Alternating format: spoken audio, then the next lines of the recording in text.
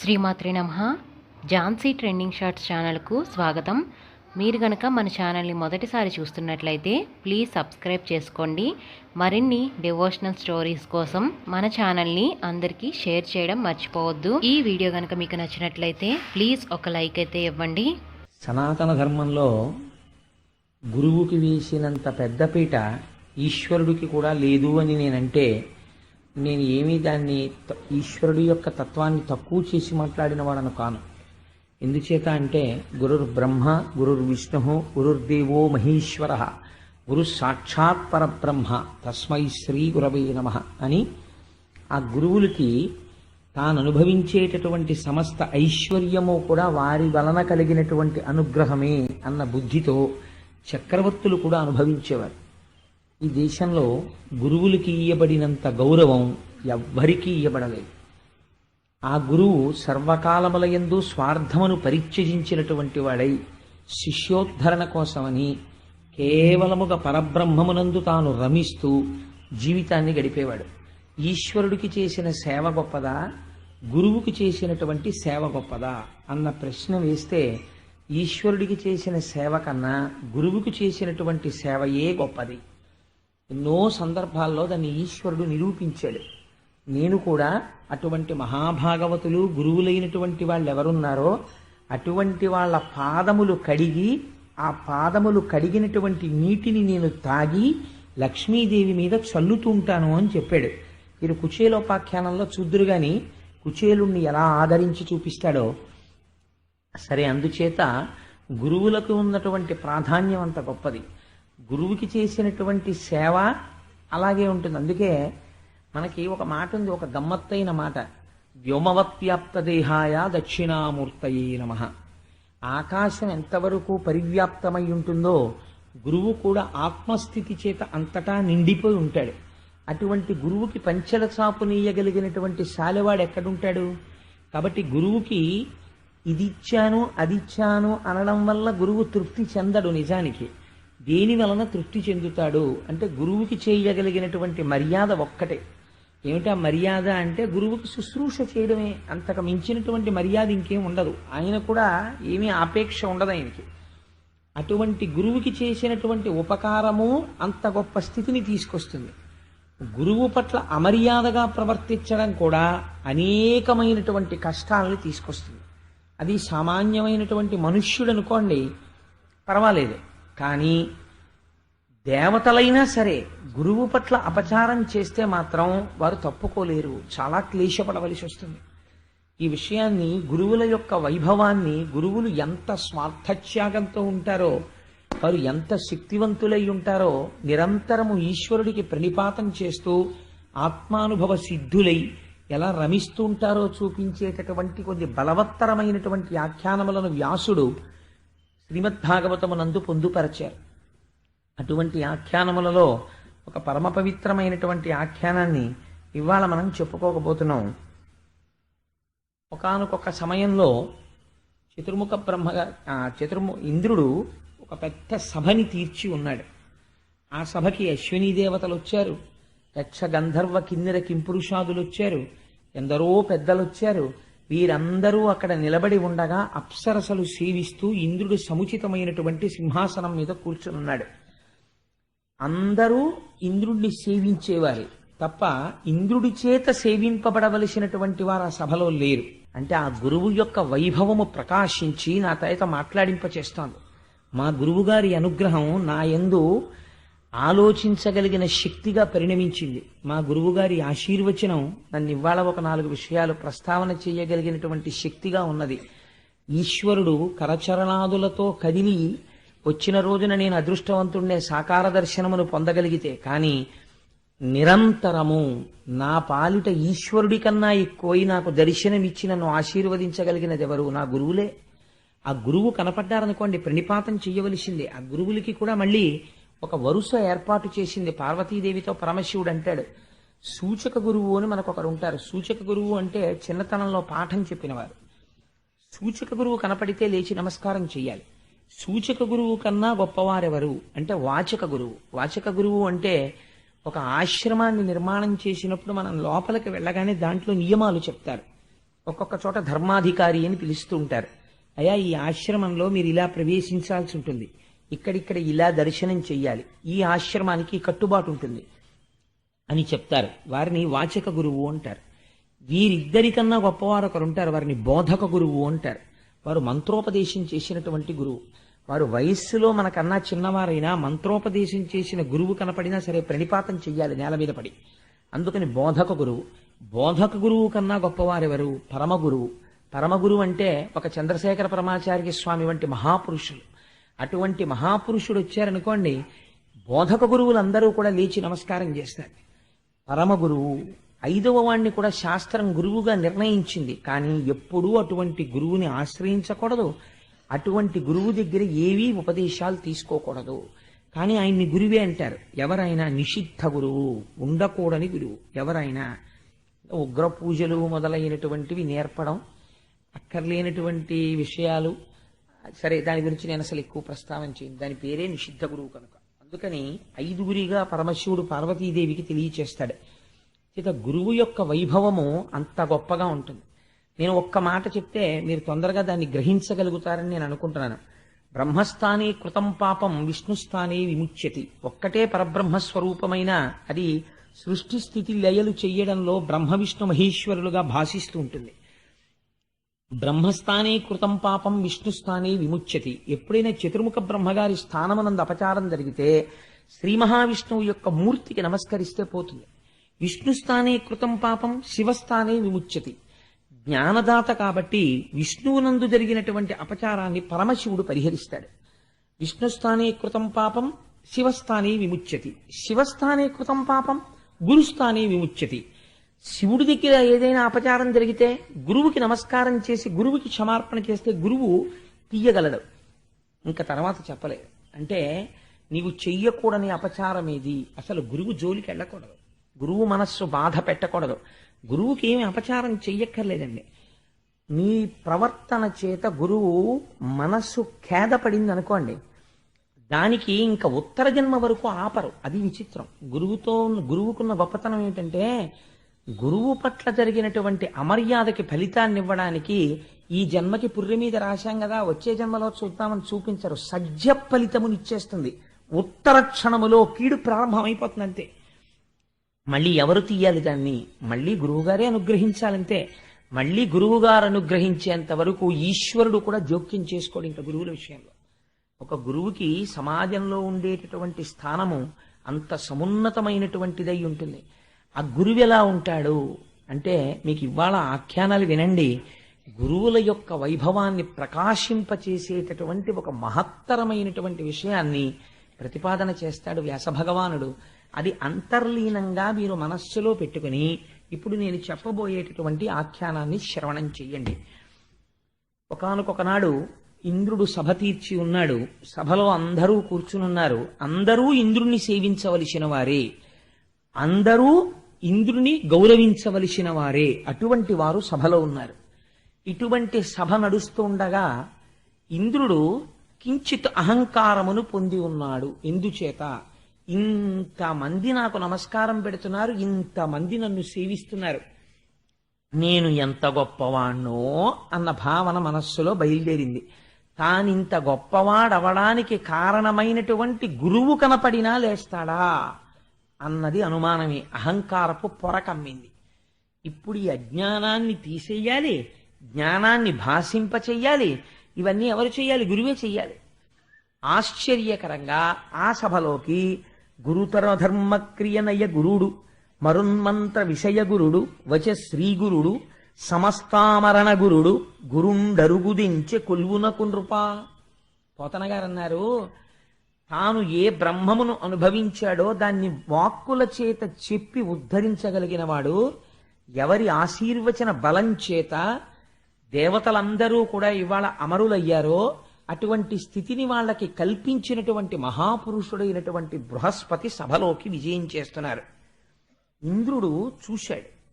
చూసి వస్తున్నవాడు బృహస్పతిని తెలుసు, వస్తున్నవాడు సాక్షాత్తుగా తనకి గురువని తెలుసు. కానీ ఒక మాట అనుకున్నాడు, ఇంతమంది నన్ను సేవిస్తున్నారు, మా గురువు వస్తుంటే నేను లేచి నిలబడి నమస్కారం చేసి ఎదురు వెళ్ళి గురువుగారు రెండని తీసుకొచ్చి ఒక ఆసనం మీద కూర్చోపెట్టడం ఏమిటి అనుకున్నాడు. అమిత తప ప్రభావు కరుణాత్ముని గీష్పతి చూచి రాజ్య దుర్మద మదరేఖ నింద్రుడు వృధా తన గద్దియ లేవకుండే నెయ్యమున ఎదుర్కొనంజనక ఆసనమీయక గౌరవోపచారముల ప్రసన్ను చేయక తిరంబుగ దివ్య సభాంతరంబునన్. ఏం చెయ్యలేదు అంటే వచ్చిన గురువుగారు తాంబూలాలు అడిగే గురువుగారు కాదు. ఆయన నాకేమైనా సభలోకి వచ్చాను కదా ఓ హారం ఇస్తావా 116 ఇస్తావా అని అడిగే గురువుగారు కాడు. ఆయన ఎన్నడూ ఏదీ కోరకుండా ఇంద్రుణ్ణి ఇవాళ ఇంద్రుణ్ణి చేసిన గురువుగారు. అటువంటి గురువు వస్తుంటే చెయ్యవలసిన మర్యాద ఒకటి ఉన్నది. ఏది చెయ్యలేదు. లేచి నిలబడలేదు, నమస్కరించలేదు, ఎదురు వెళ్ళలేదు, స్వాగతం పలకలేదు, ఒక ఉచితాసనమును చూపించలేదు, అర్ఘ్యమియ్యలేదు, పాద్యమియ్యలేదు, ఏమీ పలకలేదు. గురుడు వచ్చి సభామంటపంలోకి వస్తూ 2 అడుగులు వేసి చూశాడు. వస్తున్నాడు ఎవరు అన్నట్టుగా కూర్చునున్నాడు. వెంటనే బృహస్పతి అనుకున్నారు, అప్పుడు సురపతి కన్నుల కప్పిన సురరాజ్యమద వికారంబునకున్ చప్పుడు చేయక గృహమునక పుణ్యుడు తిరిగిపోయ అతికిన్నుండై. అపుణ్యుడు అన్నారు. ఎంత గొప్ప మాట చూడండి. కిన్నుండై, కించిత్ బాధ కలిగింది మనస్సులో. ఇంతటి వాణ్ణి చేశాను, వీడు ఇంతటి వాడు కావడానికి కారకుడైనటువంటి నేను సభలో కనపడితే లేచి నిలబడి నమస్కరించలేదు అని. ఇంకా ఇటువంటి సభలో పైగా ఇంకొకటి ఉంది. అటువంటి సభలోకి వెళ్ళి బృహస్పతి కూర్చున్నారనుకోండి, ఇంద్రుడు ఎంత అనాదరం చేస్తుంటే అంత పాపము ఇంద్రుణ్ణి కట్టి కుడిపేస్తుంది. కాబట్టి నిజంగా పుణ్యాత్ముడే బృహస్పతి. ఉద్ధరించాలంటే ఏం చేయాలి? ఇంకా తన సభలో ఉండకూడదు. అందుకని నిశ్శబ్దంగా ఓహో వీడికి సురపతి కన్నుల కప్పిన సురరాజ్యమద వికారంబునకున్ వీడివ్వాల నేను దేవలోకానికి అధిపతిననేటటువంటి మద వికారమును పొందాడు. కాబట్టి నేను ఇంకిక్కడ కనపడకూడదు.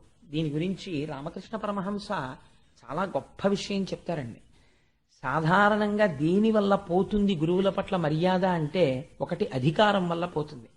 రెండవది ఎవరో ఉంటారు మహాత్ములు, వాళ్ళు అంతటి అధికార సింహాసనం మీద ఉన్నా సరే గురువులు కనపడేటప్పటికీ అంత గౌరవంతో అంత మర్యాదతో ప్రవర్తిస్తారు. అందుచేత అందరూ అలా ప్రవర్తించగలరా అంటే మనం చెప్పలేం.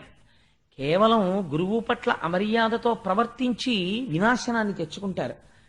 నేను తరచూ ఒక మాట చెప్తూ ఉంటాను. రామకృష్ణ పరమహంస ఒక ఆఖ్యానం చెప్తుండేవారు. పూర్వం ఒక బ్రాహ్మణుడు, ఒక పేదవాడు గంగానదికి ఆవలి ఒడ్డున కనపడుతుండేవాడు రామకృష్ణ పరమహంసకి. రామకృష్ణ పరమహంస ఎప్పుడైనా గంగ ఒడ్డుకి వెళ్ళగానే ఆయన కాళ్ల మీద పడి నమస్కారం చేస్తుండేవాడు. ఒక రోజున రామకృష్ణ పరమహంస పడవ మీద ఒక శిష్యుడితో కలిసి ఇటువైపు నుంచి అటువైపుకి దాటుతున్నారు. ఆయన కాలు మీద కాలేసి కూర్చునున్నాడు. రామకృష్ణ పరమహంస పడవలోంచి దిగుతుంటేనే లేచి నిలబడిపోయేవాడు. లేచి నిలబడిపోయి వచ్చి గురువుగారి కాళ్ళ మీద పడ్డానికి సిద్ధంగా ఉండేవాడు. అలాంటి వాడు కూర్చునుంటే రామకృష్ణ పరమహంస అన్నారు, పూర్వం నన్ను చూడగానే గురువుగారు అని నమస్కరించేవాడు. ఇప్పుడు అలా నమస్కరించాడు. నేను అనుకుంటున్నాను బహుశా ఇతనికి ఏదో అనుకోకుండా డబ్బు కలిసి వచ్చింది, అందుకని ఇవాళ ఇతని మాట తీరు కూడా మారుతుంది, నువ్వు గమనించన్నారు శిష్యుడితోటి అని. ఏమీ తెలియనట్టు అటువైపు నుంచి వెళ్ళిపోతున్నారు. అప్పటి వరకు రామకృష్ణ పరమహంస కనపడితే భూమి మీద పడి నమస్కారం చేసే అలవాటు ఉన్నటువంటి బ్రాహ్మణుడు పరమహంసని చూసి, hi Thakur, how are you అన్నాడు. హాయ్ ఠాకూర్, ఎలా ఉన్నావు అని అడిగాడు. ఎందుచేత మద వికారం. 4 రూపాయలు వచ్చాయి. మనిషిని డబ్బు కానీ అధికారం కానీ విద్య కానీ మరింత వినయవంతుణ్ణి చెయ్యాలి తప్ప, ఏ విభూతి చేతనైనా వినయం పక్కకు వెళ్ళిపోయిందనుకోండి, ఈశ్వరుడు ఆ విభూతి ప్రకాశం చేతనే మళ్ళీ పాడు చేస్తాడు.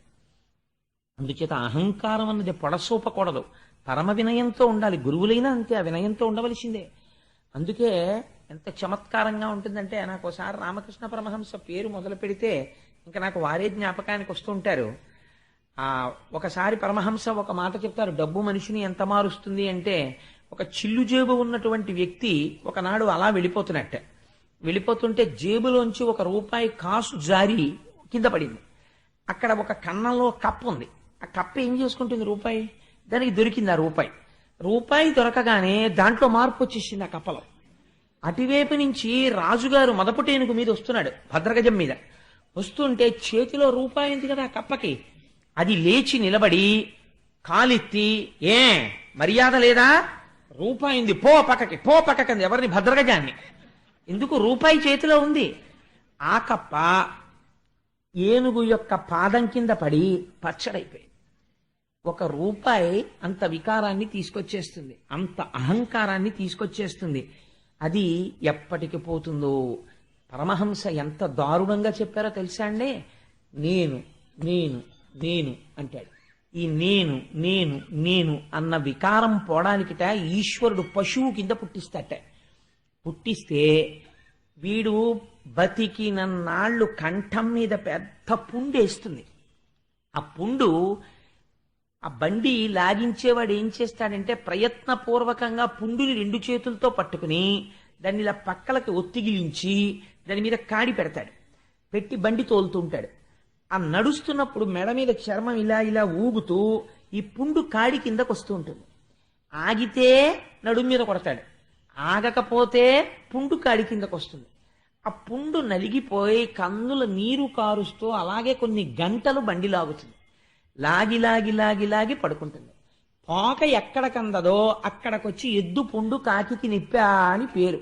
అప్పటి వరకు కాడి తగిలి బద్దలైన పుండుని కాకి తన ముక్కుతో పొడిచి ఆ చీము రక్తం తాగుతుంది. ఇలా పడుకుంటే పొడిచేస్తుంది, అలసట తీరనివ్వదు.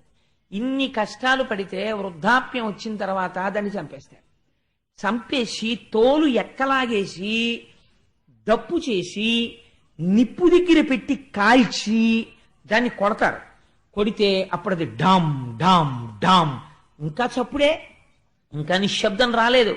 అప్పుడు దాని నరాలు తీసి దూదేకేవాడు ఉంటాడు కదా, అప్పుడు ఆ దూదేకేవాడు ఆ దండికి గట్టిగా బిగించి దూదిలో పెట్టి ఇలా కొడుతుంటే, ఒక్కొక్క దెబ్బ నరం మీద కొడుతుంటే అప్పుడు మాత్రం బుద్ధొచ్చి తూహు తూహు తూహు అంటుందట. నేను నేను పోయి నువ్వు నువ్వు నువ్వు అంటుందట. అప్పటికి పోయింది దాని పశుత్వం అన్నాడు. ఎంత కాల్చిందో చూడరా, విర్రాలోచన ఇలా చూపిస్తాడు ప్రతిదానికి. ఏది నీది? నీలో ఉన్న సమస్త విభూతులు ఈశ్వరుడి చేత ప్రకాశింపబడుతున్నాయి. నీదన్నది ఏదీ లేదు. ఈశ్వరుడు తలుచుకుంటే ఉత్తర క్షణమునందు నువ్వు ఏ విభూతిని చూసుకుని గర్వపడుతున్నావో దానిని తొలగించగలడు. శ్రీగుణరత్న కోశంలో భట్టర్లు చెప్పినట్టు ఇవాల్టి రాత్రి వరకు చక్రవర్తి, రేపటి రోజు తన రాజ్యంలో ఐశ్వర్యవంతుల గోడల క్రీనీడలో తన రూపు కనపడకుండా నిలబడి భిక్షాటన చేస్తాడు. ఎంతసేపట్లో తొలగిపోవాలి ఐశ్వర్యం? సరే, అందుచేత ఆ గురుడు వస్తుంటే లేచి నిలబడనటువంటి కారణం చేత ఆయనకి కలిగినటువంటి మదవికారమును తొలగించాలనుకున్నాడు. అనుకుని ఆ పుణ్యుడు తిరిగి వెళ్ళిపోయాడు. కానీ సభ ఆపలేదు ఇంద్రుడు, సభ నడిపించాడు. సభ అంతా అయిపోయింది, అందరూ వెళ్ళిపోయారు. అప్పుడు అనుకున్నాడు మనస్సులో, అరేరే, ఇంతమంది నన్ను సేవించడానికి ఏది కారణం? ఈశ్వరానుగ్రహం కారణం. ఆ ఈశ్వరానుగ్రహం నాకు తెచ్చిపెట్టిన వాడెవరు? నా గురువు. అటువంటి గురువు సభలో వస్తుండగా సింహాసనాధిష్ఠుడైనటువంటి రాజు లేవకూడదని చెప్పినవాడు అధర్మంతో మాట్లాడినవాడు. నేను ఇంద్రుడనై నేనే చెయ్యకూడని పని చేశాను. మా గురువరేణ్యులు నడిచేస్తుంటే నేను లేచి నిలబడలేదు, వారికి స్వాగతం పలకలేదు, వారికి ఆసనం ఇవ్వలేదు. నా వలన ఘోరాపచారం జరిగింది. ఖచ్చితంగా ఇది నన్ను కట్టి కుడిపి తీరుతుంది. కాబట్టి ఇప్పుడు దీన్ని ఎవరు ఆపాలి? మా గురువులే ఆపాలి అని గబగబా పరిగెత్తుకుంటూ గురువు గారి ఇంటికి వెళ్ళాడు. ఇక్కడ కూర్చున్నాడు, కానీ గురువు యొక్క శక్తి ఏమిటి? తన పట్ల అమర్యాదగా ప్రవర్తించినటువంటి ఇంద్రుడి మనస్సులో వస్తున్నటువంటి భావజాలమును బృహస్పతి తన యొక్క గృహమునందు కూర్చుని తెలుసుకుంటున్నాడు. ఇంద్రుడు బయలుదేరి తన ఇంటికి వస్తున్నాడు. తన ఇంటికి వస్తున్నాడని తెలుసుకోగానే అతనికి ఒక పాఠం చెప్పాలని తన యోగశక్తితో ఇంద్రుడికి దొరకకుండా అంతర్హితుడైపోయాడు. వచ్చాడు, ఆ గురువుగారి ఇల్లంతా వెతికాడు, కానీ ఎక్కడా గురువుగారి దర్శనం అవ్వలేదు. ఖిన్నుడై మళ్ళీ ఐరావతం ఎక్కి వెళ్ళిపోతున్నాడు. అయ్యో, గురువుగారు ఎక్కడా దొరకలేదురా, గురువుగారి పట్ల అపచారం చేశాను, గురువులకి క్షమార్పణ అనుకుంటున్నాడు. ఈ మాట వినవలసిన వాళ్ళు విన్నారు. ఇదే ఉత్తరక్షణ ఫలితం అంటే. ఎవరు విన్నారు? రాక్షసుల గూఢచారులు విన్నారు. విని వెంటనే పరుగున వెళ్ళిపోయి రాక్షసులకు నివేదన చేశారు. అయా, ఇవాళ ఇంద్రుడికి బృహస్పతి యొక్క అనుగ్రహం తొలగిపోయింది. బృహస్పతికి ఆగ్రహం కలిగింది. గురువు ఆగ్రహం ఎవరి మీద కలిగిందో వాడిని పడగొట్టేయడం చాలా తేలిక. కాబట్టి ఇప్పుడు ఇంద్రుడు గడ్డిపోచ. నిమిత్తం అంతే మనం యుద్ధానికి వెళ్ళడం, ఓడిపోయి తీరుతాడు. అందుకని మనం యుద్ధానికి బయలుదేరదాం రండి అన్నారు. అంతే, ఆ శత్రు సైన్యం అంతా, రాక్షసులందరూ వచ్చేశారు. బ్రహ్మాండమైనటువంటి పోరు జరుగుతోంది. ఇంత బలవంతులైనటువంటి దేవతలు కూడా గడ్డిపోచల్లా ఎందుకు పనికి రాకుండా ఓడిపోయి వెళ్ళిపోతున్నారు. వాళ్ళేం చేశారు? రాక్షసులు యుద్ధానికి వచ్చే ముందు శుక్రాచార్యుల వారి పాదములు పట్టుకుని వారికి నమస్కరించి వారి అనుగ్రహంతో బయలుదేరి వచ్చారు యుద్ధానికి. ఆయన ఆశీర్వచనం చేసి పంపించాడు. ఇప్పుడు వారికి గురుబలం ఉన్నది. వారు రాక్షసులు కావచ్చు, వీళ్ళు దేవతలే కావచ్చు. ఎంత గొప్ప తీర్పు చెప్తున్నారో చూడండి మహర్షి. వీరు దేవతలు కావచ్చు, వీరికి గురుబలం లేదు.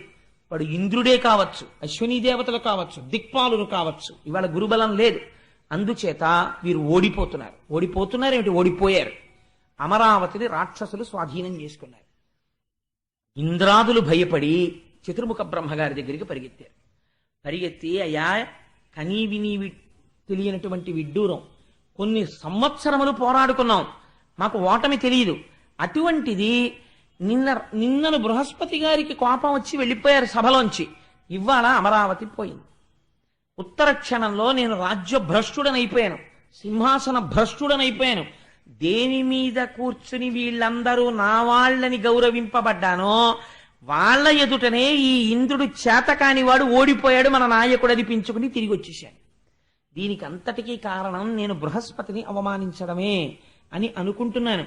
ఇప్పుడు మాకు ఎలాగ జీవితం గట్టెక్కుతుంది అని అడిగితే బ్రహ్మగారు అన్నారు, నివారణోపాయం చెప్పలేదండి బ్రహ్మగారు. వెంటనే ఆయన అన్నాడు, నెట్టన పాపకర్మమున నేరమి చేసి తిరేమి చెప్ప, మీ పుట్టిన నాట నుండియును బుద్ధులు చెప్పి జగంబులేలగా పట్టము కట్టి పెంచిన కృపానిధి బ్రహ్మకళా విధిజ్ఞు చేపట్టక గుట్టుచారి సిరిపట్టున దొట్టిన పొట్ట కొవ్వునన్.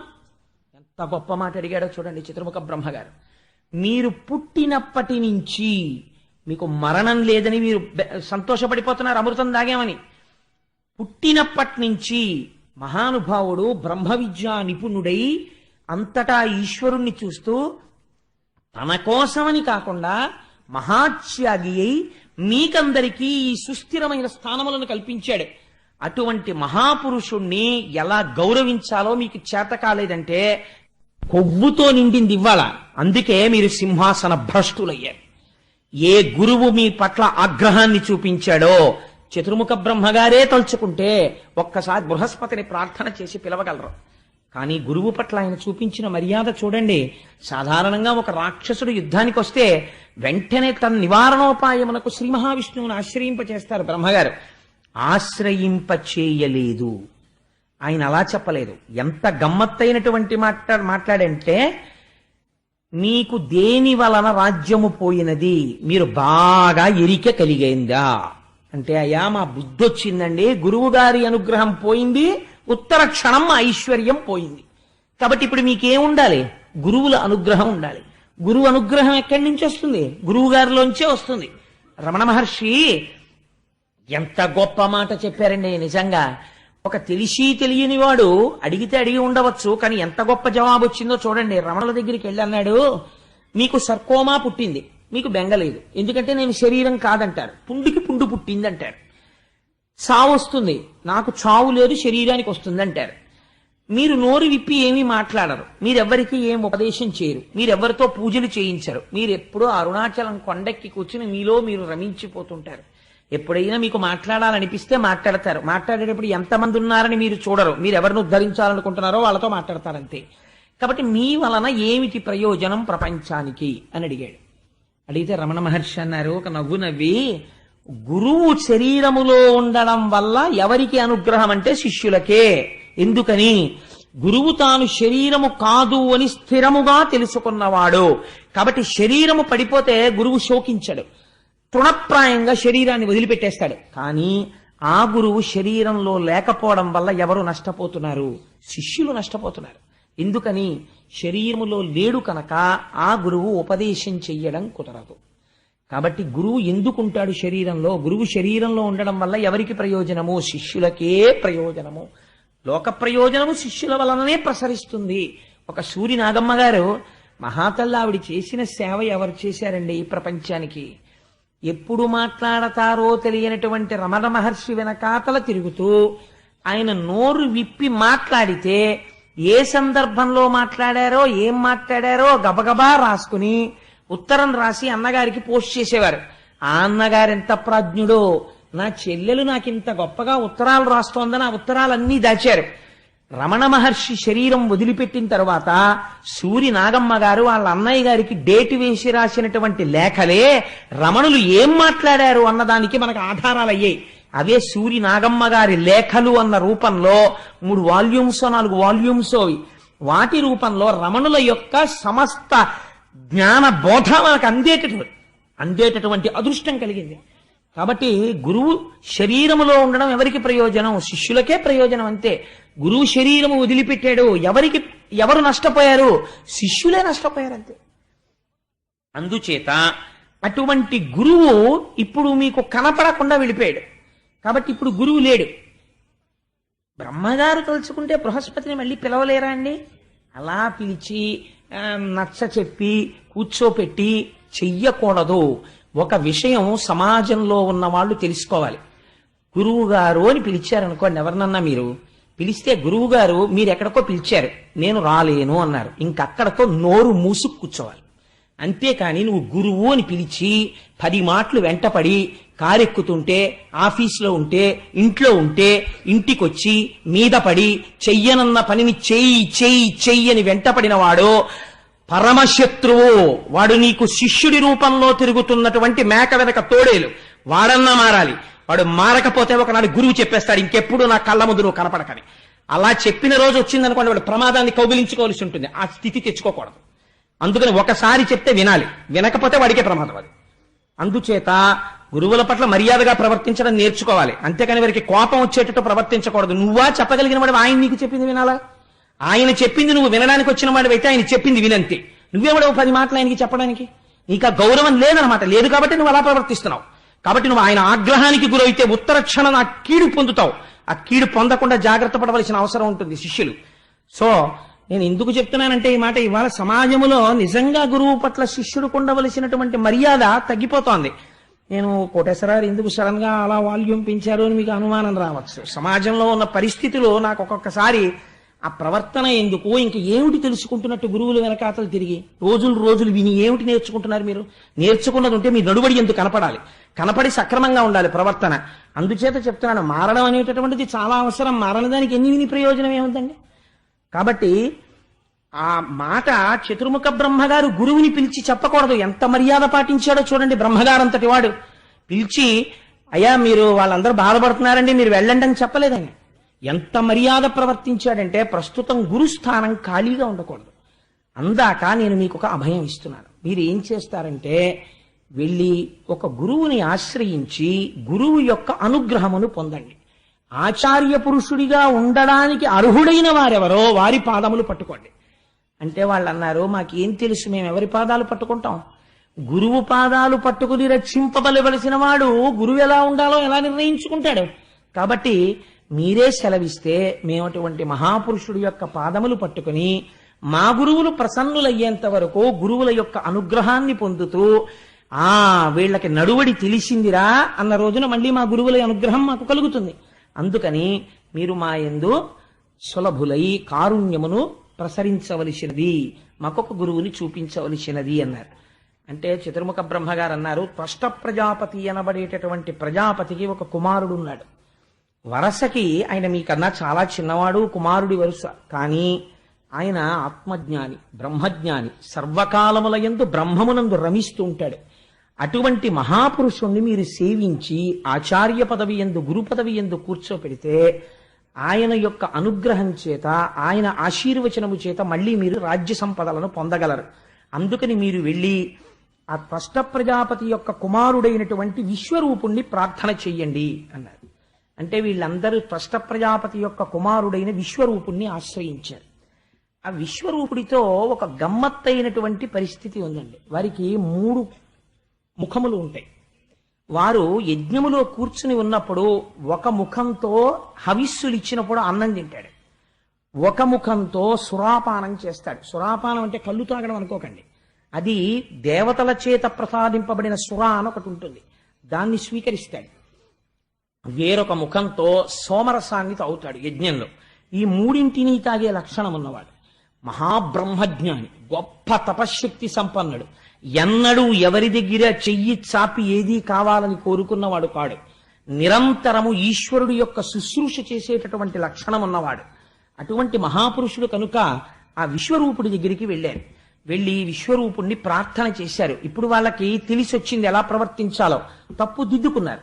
అందుకని అన్నారు, అరయ ఆచార్యుండు పరతత్వ రూపంబు తండ్రి తలంపంగ ధాతరూపు రూపింప భ్రాత మరుత్వతి రూపంబు తెలియంగ తల్లి భూదేవి రూపు భగిని కరుణ రూపు భావంబు ధర్మస్వరూపంబు తానర్ధి రూపు మొదల అభ్యాగతుడుమున్న అగ్నిదేవుని రూపు సర్వభూతములు కేశవుని రూపు కాన తండ్రి వేగకడు ఆర్తులకు పితృజనులమైన మమ్ము చల్లచూచి పరభయంబు వాపి నిరుపమంపగు తపోమహిమ చేత మెరసి మనుపవయ్య. ఎంత గొప్ప మాట మాట్లాడారో చూడండి. విశ్వరూపుడి దగ్గరికి వెళ్ళి, అయ్యా ఆచార్యుడు పరతత్వ రూపంబు, ఇప్పుడు మాకు తెలిసింది గురువు అంటే ఎవరో తెలుసా? సాక్షాత్ శ్రీమన్నారాయణుడికి ఆ పరతత్వానికి గురువుకి తేడా లేదు, ఒకటే అయి ఉంటారు. తండ్రి తలపంగ ధాతు రూపు, చతుర్ముఖ బ్రహ్మగారి యొక్క రూపమే తండ్రిగా ఉంటుంది. తండ్రి గారిని సేవించినా, తండ్రి గారికి నమస్కరించినా, అందుకే తండ్రి ఉపదేశం చేస్తే బ్రహ్మోపదేశమే, అందుకని చతుర్ముఖ బ్రహ్మగారే తండ్రిగా ఉంటాడు. రూపింప భ్రాత మరుత్వతి రూపంబు, సోదరుడు ఎవరుంటాడో ఆయన ఇంద్రుడి యొక్క రూపంలో ఉంటాడు. అన్నగారిని సేవిస్తే దేవేంద్రుణ్ణి సేవించినట్టు. తెలియంగ తల్లి భూదేవి రూపు, అమ్మ భూదేవి యొక్క రూపం. భగిని కరుణ రూపు, తోడపుట్టిన అక్క చెల్లెళ్ళు సాక్షాత్ రాశీభూతమైనటువంటి దయాస్వరూపాలు. భావంబు ధర్మస్వరూపంబు, తన భావమే ధర్మస్వరూపం. తానర్ధి రూపు, తను అర్ధి రూపు అంటే ఒకరిని అర్థించేటటువంటి రూపం. అభ్యాగతుడుమున్న అగ్నిదేవిని రూపు సర్వభూతములు కేశవుని రూపు అని అన్ని ఏవే రూపాలుగా ఉంటాయో సమస్త భూతములు శ్రీ మహావిష్ణు రూపంలో ఉంటాయి.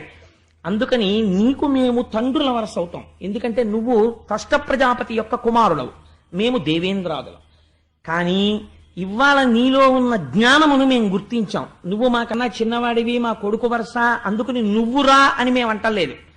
నీ యందు గురుత్వమును చూచి మేము పెద్దవాళ్ళమైనా, పదవులలో ఉన్నా, నువ్వు పర్ణశాలలో ఉన్నా, మాకు చిన్నవాడివైనా, కొడుకు వరసైనా, నీవు తండ్రి వరసైనా నిన్ను పరతత్వంగా చూసి నీ పారములకు మా శిరస్సు తాటించి నమస్కరిస్తున్నాం. మాకు ఆచార్యత్వాన్ని వహించి మళ్ళీ మాకు దేవేంద్రాది పదవులు వచ్చేటట్టుగా మాకు అనుగ్రహాన్ని కటాక్షించు. ఇంకా మాటలో ఒక చిన్న తేడా ఉండిపోయిందండి. ఇంద్రుడు అన్నాడు, మేము మళ్ళీ అమరావతి పట్టణాన్ని ఏలడం ప్రారంభించిన తరువాత ఆ అమరావతిలో ఉన్నటువంటి భోగములన్నీ గురువరేణ్య మీవే. మాకు ఏ ఐశ్వర్యం ఉంటుందో అది మీదే, మాకు ఏ సంపత్తి ఉంటుందో అది మీదే. వినయంతోనే అంటున్నాడు ఈ మాట. ఈ మాటలంటే విశ్వరూపుడు నవ్వి అన్నాడు, నేనేం చేస్తుంటానో తెలుసా? గురువులంటే ఎంత వినమ్రులై, ఎంత నిస్వార్థంగా, మనస్సులో కూడా కోర్కెని జనింపనివ్వనివ్వరు. ఇది నాకు కలిగితే బావుండును శిష్యుల వల్ల అన్న కోరిక గురువుకి రాకూడదు. శిష్యులు గురువు శరీరం చాలా కాలం నిలబడ్డం కోసం శిష్యులు అమర్చారనుకోండి గురువు గారికి, గురువుగారు ఇలా ఉంటే మీ శరీరం పడిపోతుంది, అందుకని మీరు నడవకండి, మేము పల్లకీలో తీసుకెడతాం అన్నారనుకోండి గురువుగారి, దోషం లేదు. అందుకే చంద్రశేఖర పరమాచార్య స్వామి తాను నడవనన్నా నడిచేవారు, శిష్యుల పల్లకీ అన్నా ఎక్కారు తప్ప మహానుభావుడు సన్యసించి పీఠాధిపతి అయ్యారు కనుక కారు కూడా ఎక్కేవారు కాదు. అందుకే వారు నడిచే దేవుడయ్యారు, మూర్తీభవించిన ధర్మస్వరూపం అయ్యారు మహానుభావుడు. అందుచేత నువ్వు కోరుకోవు, కానీ మేము అడుగుతున్నాం, మా ఐశ్వర్యములన్నీ నీవే అన్నారు. అంటే ఆయన అన్నాడు, నేను సాధారణంగా ఎలా బ్రతుకుతానో తెలుసా? వ్యవసాయ క్షేత్రములలో వ్యవసాయదారులు పంట ఇంటికి తీసుకుపోయిన తరువాత కొన్ని కంకులు వదిలేస్తారు, ఇంకా వాటిని తీసుకెళ్లే ఉద్దేశ్యం వాళ్ళకు ఉండదు. అలా భూమి మీద పడిపోయినటువంటి కంకులు, మట్టిలో పడిపోయినటువంటి ధాన్యాన్ని ఏరుకుని అవి తెచ్చుకుని త్యాగరాజస్వామి అలా జీవించారు. ఆయన ప్రతి ఇంటి దగ్గరికి వెళ్ళి భిక్ష స్వీకరించినట్టు స్వీకరించేవారు. సాధారణంగా ఇలా కూడా స్వీకరిస్తూ ఉంటారు. అంటే పొలాల్లోకి వెళ్ళి పడిపోయిన గింజలు ఏరుకుని, అవి ఎవ్వరికీ పనికిరావు, మట్టిలో కలిసిపోతాయి, అవి తెచ్చుకుని దంపుకుని బియ్యం చేసుకుని వండుకు తింటారు తప్ప అసలు ఏ భూతమునకు సంబంధించినది కూడా ఇలా చెయ్యి చాపి అడిగి తినరు. ఇలా ఉండడం చాలా గొప్ప బ్రహ్మజ్ఞానం ఉంటే కానీ కుదరదు. చాలా మంది అంటారు తెలియక, కుచేలుడేదో కృష్ణుడికి పెట్టకుండా అటుకులు తినేశాడు అందుకని దరిద్రం వచ్చింది అనుకుంటుంటారు. మీరు భాగవతంలో విందురు గాని కుచేలుడు అంటే ఏమిటో, ఆ కుచేలుడి కాళ్ళు కడిగి ఆ నీళ్లు తన శిరస్సును తల్లుకున్నాడు కృష్ణ పరమాత్మ. బ్రహ్మజ్ఞానం అంటే ఎలా ఉంటుందో చూద్దరు గాని కుచేలుడు అటువంటి దిక్కుమాలిన పనులు చేసిన వాడు కాడు. ఎవడు సృష్టించాడో తెలియదు ఆ మాట. సరే, అందుచేత నేను అటువంటి ధాన్యం ఏరుకు తింటాను. నాకు సర్వభూతముల యందు ఈశ్వరుడు కనపడుతూ ఉంటాడు. నేను బ్రహ్మజ్ఞానినై రమిస్తూ ఉంటాను. నేను పౌరోహిత్యం చెయ్యడం ఏమిటయ్యా? నేను పౌరోహిత్యం చేస్తే మీకందరికీ కావలసింది ఏదో చెయ్యాలి అంటే మీరు రేపు పొద్దున్న ఏమడుగుతారు? మాకేదో ఈ కోరిక తీరాలి, యజ్ఞం చేయించంటారు. మీ కోరిక తీరడానికి యజ్ఞం చేయిస్తే ఇంకోడెవడో పాడైపోవడానికి చేయించాలి కదా. కాబట్టి నాకు అలా భేదాలు కనపడవు. అలా ఎలా చేయించడం కుదురుతుంది? పౌరోహిత్యం అలా చేస్తే నాకున్నటువంటి బ్రహ్మ తేజస్సు తగ్గిపోతుంది.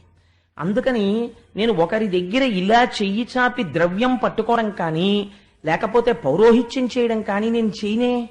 అలా అంటే మీ కోరికలు తీరడానికి కామ్యాలకు ఈశ్వరార్చనగా చేస్తే వేరు. అందుకని నేను అలా చేసేవాడిని కాదే. నాకు ఎలా కుదురుతుంది పౌరోహిత్యం? ఎంత గొప్ప మాట అన్నాడో చూడ. నాకు ఏ కోరిక ఉందని చెయ్యను అన్నాడు. వాళ్ళన్నారు నీకు కోరిక ఉందని కాదు, మా కోరికలు ఉన్నాయని. నువ్వు ఉంటే తప్ప దిక్కు లేదు కనుక, నువ్వు గురుడిగా ఉండి మమ్మల్ని రక్షించి తీరాలి కనుక, అందుకని మాకు నువ్వు గురువుగా ఉండు అన్నారు. అంటే మహానుభావుడు అంగీకరించాడు. తప్పకుండా అలాగే ఉంటానయా మీకు గురువుగాను అన్నాడు. అని ఆయన వచ్చాడు. వస్తూనే ఆయన ఒక మహోత్కృష్టమైన పని చేశాడు.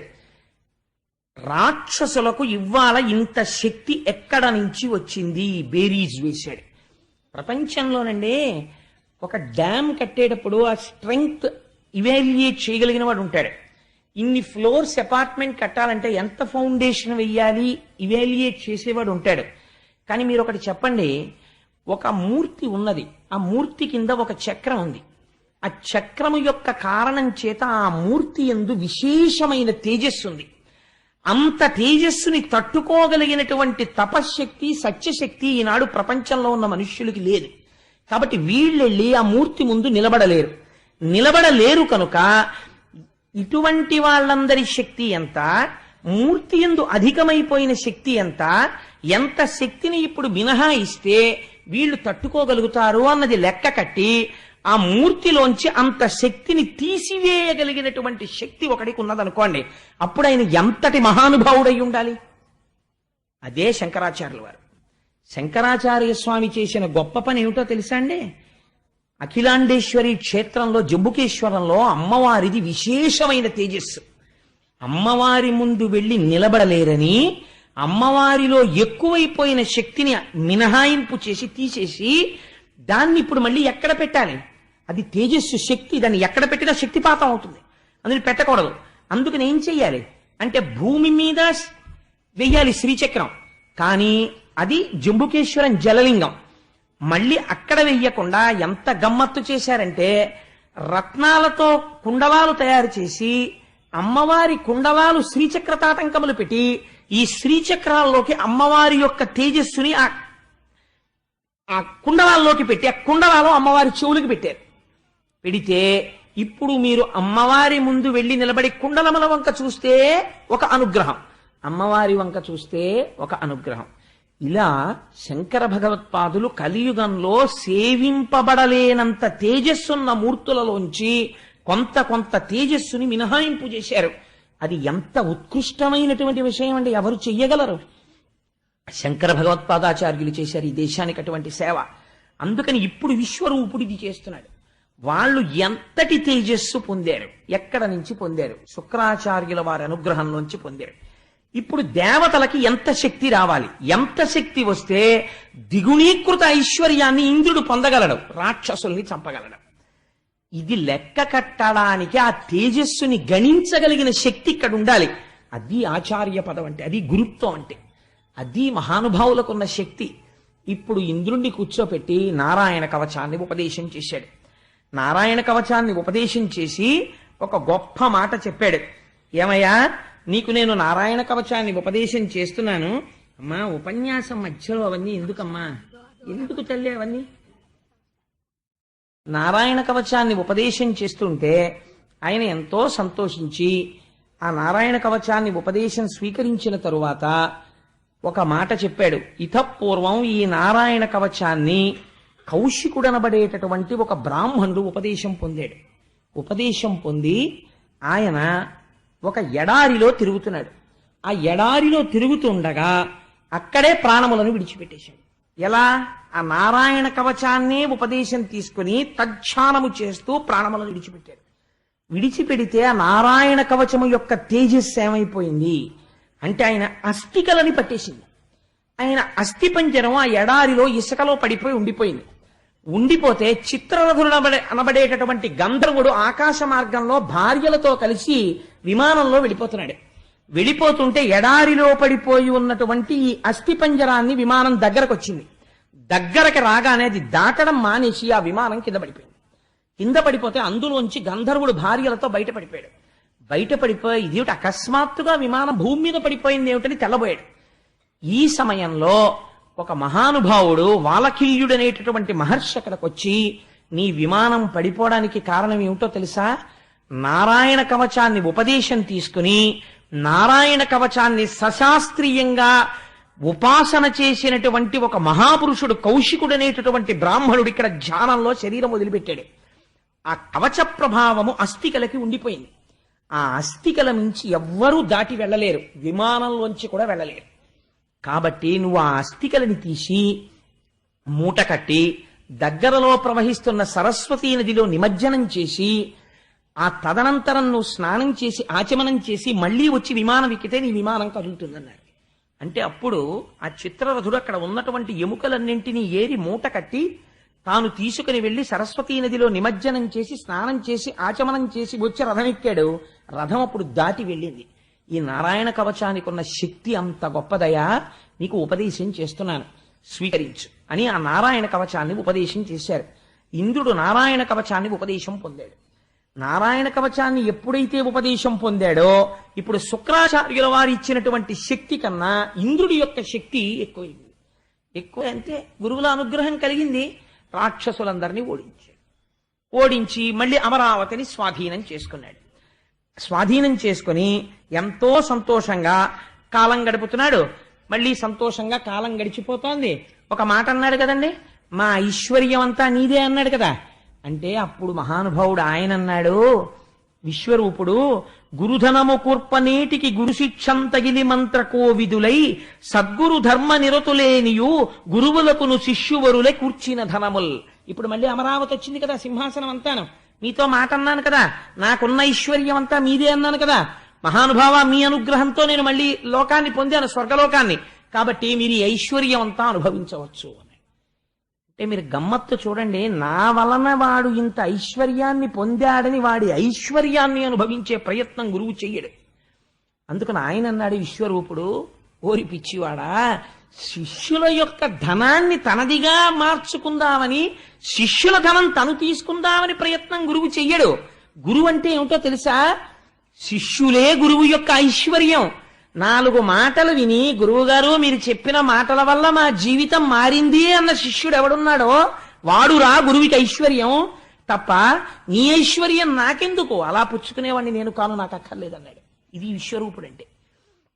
ఇంత గొప్ప విశ్వరూపుడు తదనంతరం యజ్ఞయాగాది క్రతువులలో హవిస్సులు స్వీకరిస్తుండేవాడు. ఇంద్రాదులకు ఆ హవిస్సులు ఇస్తుండేవాడు. కానీ ఆయన తల్లిగారి పేరు రచన. ఆవిడ రాక్షస వంశానికి చెందినటువంటిది. కాబట్టి రాక్షసులు ఆయనకి మేనమావులు అవుతారు. ఈ రాక్షసులు వచ్చి, ఒరే నువ్వు మేనల్లుడివి, నీ వలన మేమందరం మళ్ళీ స్వర్గాన్ని పోగొట్టుకున్నాం, నువ్వెళ్ళి దేవతలకి గురుత్వం వహించావు, పోనీ ఎలాగో వహించావు, ఇంద్రుడికి నీ మీద నమ్మకం ఎక్కువ, ఇంద్రుడు చూడకుండా మాకు కొద్దిగా హవిర్భాగాలు పెట్టేస్తుండు, మేము తినేస్తూ ఉంటాం అన్నారు యజ్ఞంలోవి. అంటే ఇది తప్పే, ఖచ్చితంగా తప్పే, మీకేమి సందేహం లేదు. బాహ్యమునందు ఆచారమునంతటి దోషమే. ఎందుకని ఇంద్రాదులకు చెందవలసినటువంటి హవిస్సులోంచి రాక్షసులకు పెట్టడం ఏమిటి అంటే విశ్వరూపుడు పెట్టాడు. ఎందుకు పెట్టాడు అంటే విశ్వరూపుడు తన యొక్క స్వరూపం ఏమిటో ముందే చెప్పాడు. నేను అంతటా బ్రహ్మమును చూస్తాను, నాకు రాగద్వేషములు తెలియవు, ఎవరైనా ప్రార్థన చేస్తే గబుక్కుని వాళ్ళ మాట వినేస్తాను. అందుకని వాళ్ళకి హవిర్భాగములను ఇవ్వడం మొదలుపెట్టాడు. ఇది ఒక రోజున ఇంద్రుడు గమనించేశాడు.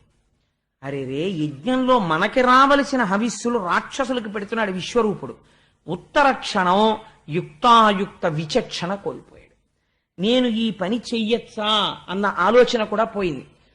వెంటనే తన చేతిలో ఉన్న చంద్రహాసాన్ని తీసుకుని మహానుభావుడైనటువంటి విశ్వరూపుడి యొక్క 3 తలకాయలు తెగిపోయేట్టు నరికేశాడు. నరికేస్తే ఆ 3 తలకాయల్లోంచి ఆయన ఒక తలతో సురాపానం చేస్తుంటాడు యజ్ఞవేదిలో. సురాపానం చేసే తల కింద పడగానే ఆడపిచుకగా మారిపోయింది. సోమపానం చేసేటటువంటి తలకాయ కౌజుపిట్టగా మారిపోయింది.